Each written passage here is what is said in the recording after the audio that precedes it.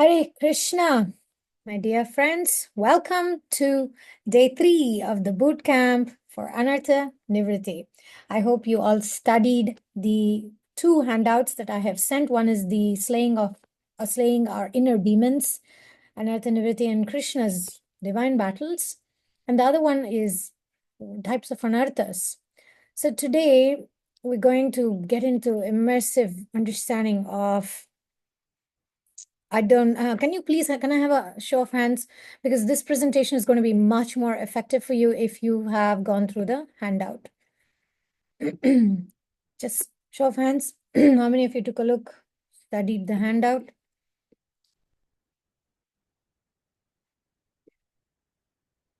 Okay. Thank you very much. Very good. You will benefit more.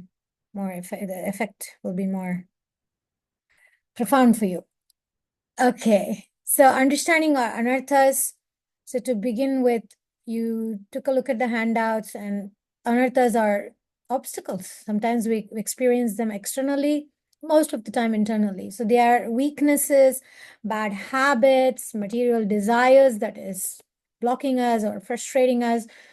And so recognizing them is the first step to overcoming them. And that's what we're doing in this session. A lot of times, for myself and many of my friends and different devotees that I've come in touch with, we get so much into Krishna consciousness means external aspects of the sadhana. Yes. But then what we forget is that the basics, what are the basics? Here are the 4 basics here. Why we struggle to progress in Krishna consciousness. One is what Krishna says to Arjuna in the Bhagavad Gita, Hridaya Daurbhalyam, weakness of heart. We can translate that as lack of determination. And the other is Asat Trishna, the desire for temporary things, material cravings, which is like a black hole. We feed one thing and then another demon appears. We feed another thing, it requires more. So there's no end to it. And then there is the aparadas, offenses, when we disrespect devotees and we lose our taste. Then the other one is the tattva vibhrama, the misconceptions or false understandings. Now, when you, let me share the handout. When you take a look at the handout, you see how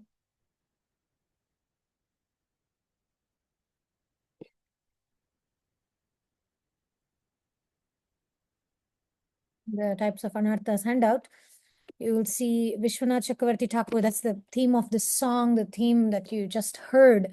The theme of the 7th canto is Uti. Uti means the desire, the impetus. Impetus. What kind of impetus? Impetus to act, impetus to think, impetus to form the direction of desires. So impetus to act both light and dark. That's the song, right? It's something I wrote as a result of my Bhaktivedanta studies, and it's so apt for Anartha-Nivritti that there is the light side of us, and then there's a dark side of us. So Anartha-Nivritti is all about facing those dark sides as well. Nivritti is like uprooting them, resolving them, healing them, fighting them, killing them. Because when Krishna kills the demons, this is the second handout you have. This is a slaying of the demons. When we see actually Krishna's mercy upon these demons, there's no joke that Krishna pays attention to these demons. So similarly, Anartha-Nivritti is all about paying attention to our internal demons. Now, if you also had a similar experience like me, sitting down to chant my japa, and suddenly I remember, oh my God, I'm supposed to reply to this person. Oh my God, I'm supposed to check that message if this arrived or not. Oh my God, the laundry is waiting, and the downstairs, the furniture needs to be clean, or maybe some other urgent desire, like I have to solve world hunger. Can go to that extent as well. And I haven't even got through 2 rounds. So that, my friend, is that battlefield. We're talking about that Vishwanath Chakravarti Thakur is talking about And so in the Madhurya Kadamini, there are the waves, and there is a lot of explanation. Speaking when Vishwanath Chakravarti Thakur is talking about these anarthas, like a roadmap, the roadmap helping us to make way towards bhakti. So this 12-step recovery is a similar structure where we find that awareness, find that surrender, find that accountability, because it's not naturally coming. So we struggle. I mean, at least I struggle with my sadhana, and then I sometimes feel like japa sometimes feels like a hostage negotiation for me between my mind and the holy name. So like one round with attention, one mantra with attention. Should rather go in there, please, I beg you, please, let's focus on this. Then we'll think about what to plan for lunch. Then we'll do other things. So the reasons are not just, oh, just focus, just have a candle and then you'll be able to chant, or just, do this. No, it's much, much deeper. Why is so hard? Because we are fighting those anarthas. Without our conscious awareness, there is a war that's going on, unwanted mental baggage, deep-rooted conditioning. Oh, I have to share the screen. Deep-rooted conditioning that is keeping me. So this was the first and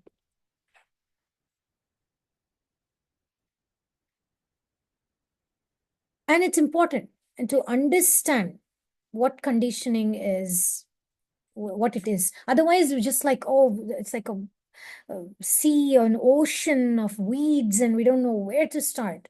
So this, when we talk about slaying our inner demons, walking the path, everything, even this image seems very scary. It's a very daunting task when we think of it. But like I said, the very perfect and even for me personally inspiring meditation is that Krishna's battles as a metaphor is very useful, because these demons are not ordinary. These demons were cursed demigods, Gandharvas, very powerful personalities, Jaya and Vijaya, personal associates of Krishna who came down. So these are very powerful personalities. And even Putana, right? Later on, she got to be a nurse in the spiritual world. So it's very rich with symbolism. And each victory has such an internal conquest, spiritual conquest. So this is very, the metaphors really align me and some of the devotees I work with the struggles against the inner anarthas. So for example, slaying of Putana. It's all about eliminating bad habits, because it's the poisonous influences, because of external energies around us, previous karma, we carrying this poisonous influence. Then Kaliya is all about subduing envy. It's all about toxic emotions. How many of us got that? How many want to join my club, toxic emotions club? So, and sometimes there's even Mahatma Prabhu often says like there is self-envy sometimes. So we envy ourselves, and I don't want to do good to myself. Oh, I'm such a bad person.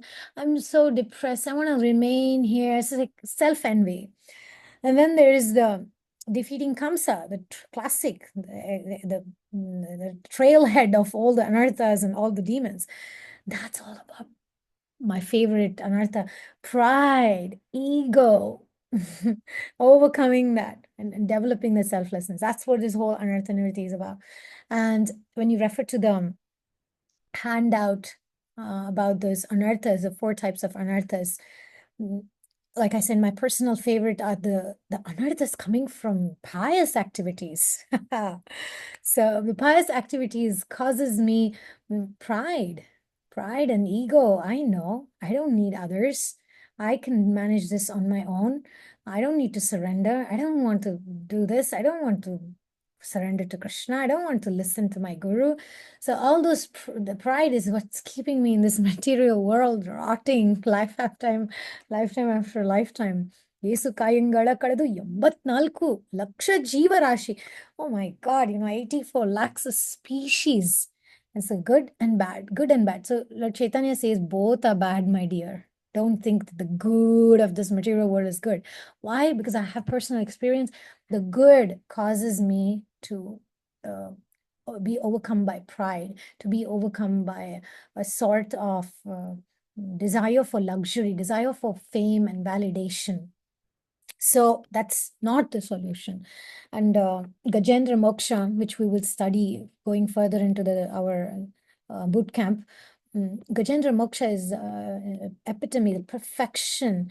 When Gajendra says, I don't want to just be released of the grip of the crocodile. I want liberation from this elephant's body. So we don't just want to get rid of that anartha. This is if you want to remember one very important point for today, it's this.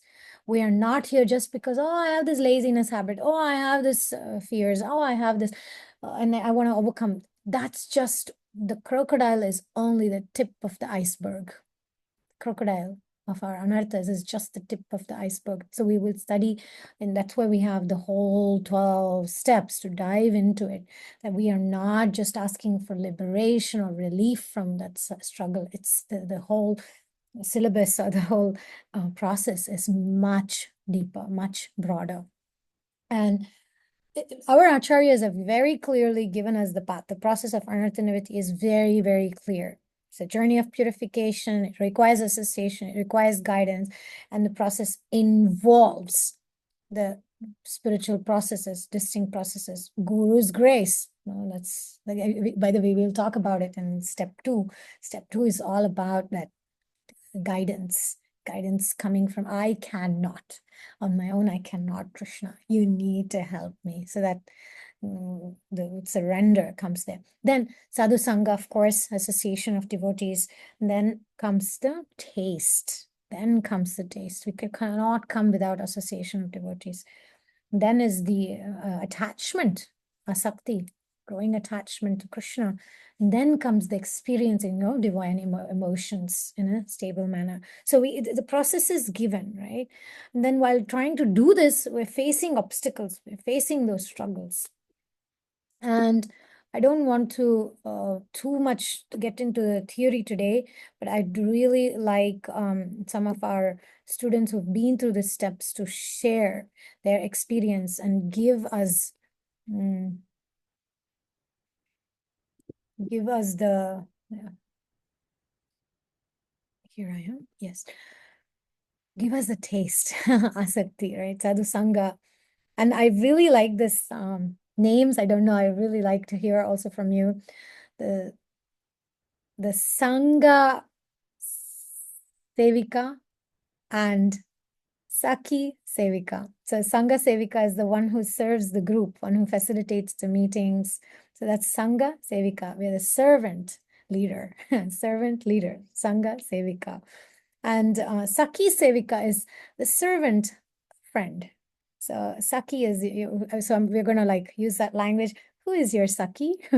Who is guiding you in your step work? So Saki Sevika is the one who serves another individual to go through the steps. Okay, so we have today our chair speaker. We say the chair speaker. Then when we give the chair, like Prahlad Maharaj had the chair to speak to the demon friends. I'm not saying we are demon friends, although we might have some of those tendencies. They were really good demon students because they heard the Prahlad Maharaj. So today we have the chair speaker. We'll call that the Prahlad chair. And that's Aishwarya. Aishwarya, over to you. Please share. And those of you who may have questions for Aishwarya, you can put that in the chat box, or you can also unmute and ask the question. So go ahead. So much, Mataji. So just to talk about my experience with AA, I started off a year ago, and I was in my very deep depressive state. I had no other I had no other support. I was yearning for support, but I didn't get support anywhere. And that's when Raghunatha had put up a status about the AA meetings, and then I joined it because I was so desperate to get out of the depressive state, and I wanted to work through it, and it was getting too much. Like I had body image issues, I had dependency issues, I had uh, like love addiction issues, and all of it, and I wanted to work through it, and but I didn't know how, but I didn't know why I wanted it so desperately, but I just wanted it. And that's how my journey with AA started off. Um, I really like the quotes of the AA meeting, like it works if you work it and you are worth it, and one step at a time. I really like both of these, and also like Krishna, let your will and not mine be done. These are kind of like the things that have become so ingrained in my thoughts right now over the period of a year, and it's kind of like a very powerful thing, I would say. Like my recovery with all my addictions, with all my anarthas have been so smoothly happening with this AA group. I wouldn't say it's smooth, but change is hard. But yeah, the framework, the support, everything is there. So it is kind of like I feel guided, I feel supported, and with these meetings, it is like reading and sharing. So we read through the recovery documents, and then we share our heart out. We share whatever comes up to us at that moment, and then we kind of process it with the group. And the group is a confidential group where we kind of do confidentiality as a service to Krishna. So that is the main part, and I felt I was in a totally judged space, and coming to this space where I was totally unjudged, and uh, the confidentiality that was provided was kind of like a different feel for me.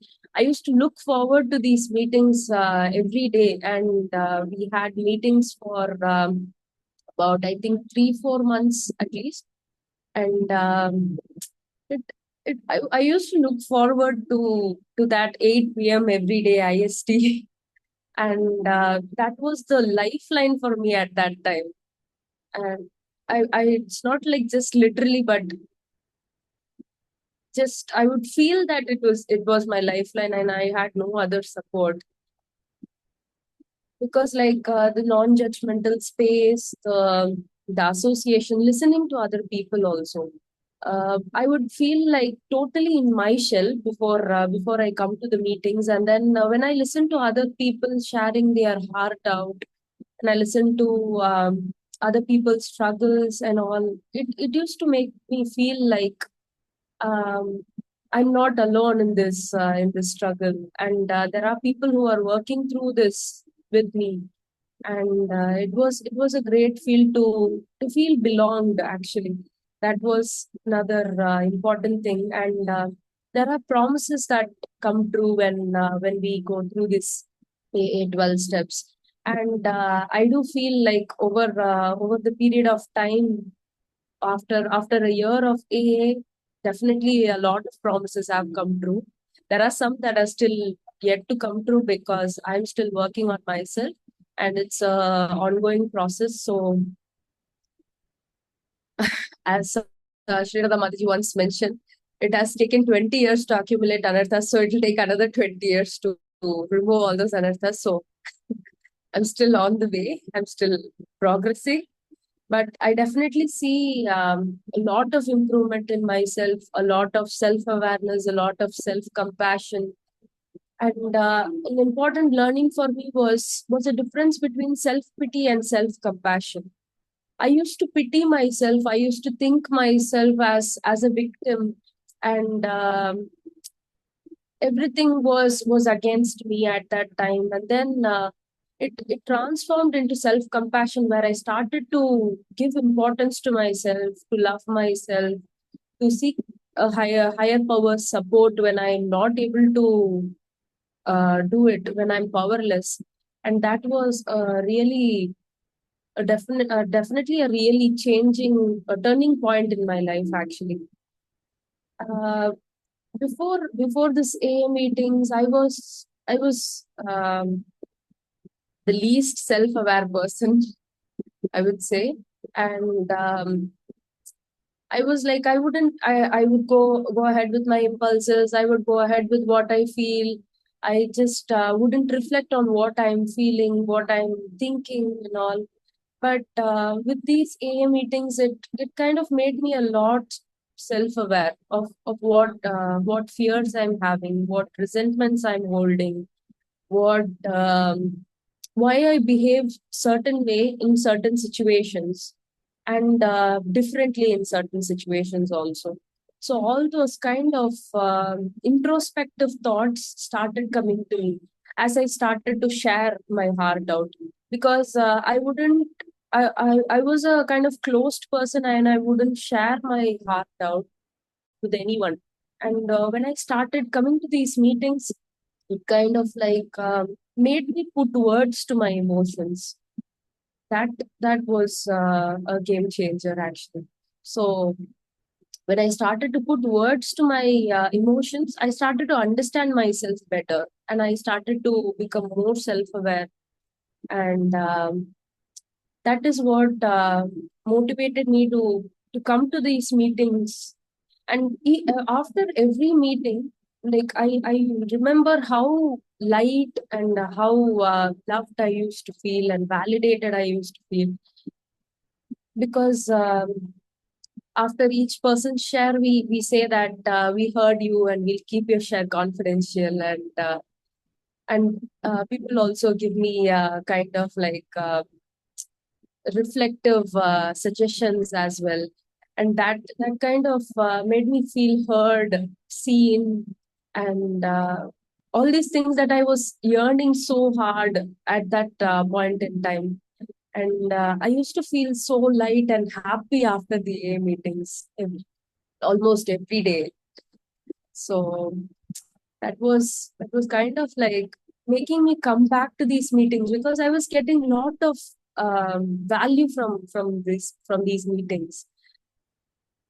And helping others is important, because I would say that listening to other people, making them feeling supported, made me feel supported in return.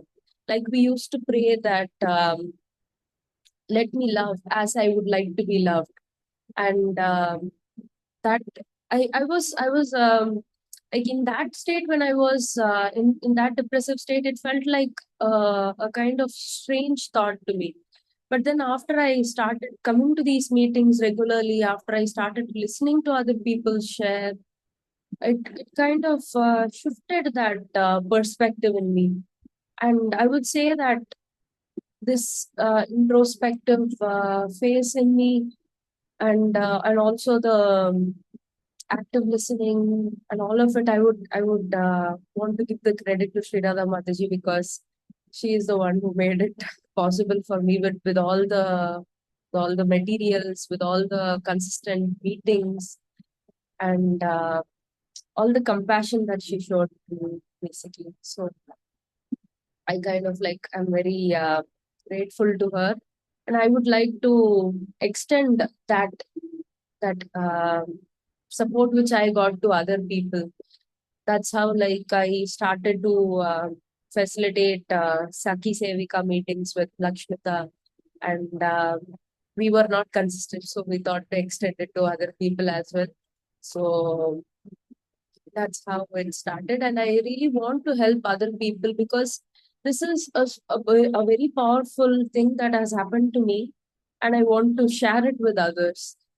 The recognizing the powerlessness, the recognizing that a higher power can support me, and the readings, the shares, everything is so powerful. The entire package is so powerful. So that is how I am currently progressing. And while facilitating meetings, I kind of like I'm able to recognize a lot of things that I need to work on more, that I need to fine tune more, that I thought that I am there, but I'm still not there, kind of things. But yeah, still on the way, on progress. And what else do I want to share? Yeah, I also wanted to share that these meetings have contributed like 80% to my recovery. So that's what I wanted to share. Thank you so much for the opportunity, Manoj. Thank you so much, Aishwarya. That was a powerful, what we call is a powerful chair. Powerful chair. Thank you. This is a reminder, right? Many things you brought up. One thing it reminds me is also Vaisheshika Prabhu often says, you are never, you're not permanently unqualified. So it's always a opportunity for growth. No one is permanently unqualified. Krishna can uplift anyone that surrenders. Powerful. And then another thing you also said that resonated so much with me was in recovery there is saying you're only as sick as your secrets. So when we come in these meetings and when we're able to share, it's like, oh, wait a minute, I don't find that burden anymore. What's going on? So it's another like becoming light and then healing beings, bringing them to light, bringing our dark sides out, lightens us. Perfect reminder. Any other questions for Aishwarya? We have a couple of minutes if you have any questions. There will be in the chat box the link or the handout itself, and also we'll put the link to the meetings and the timings so you can join if you are able to. If you have any questions, you can also put it in the chat box.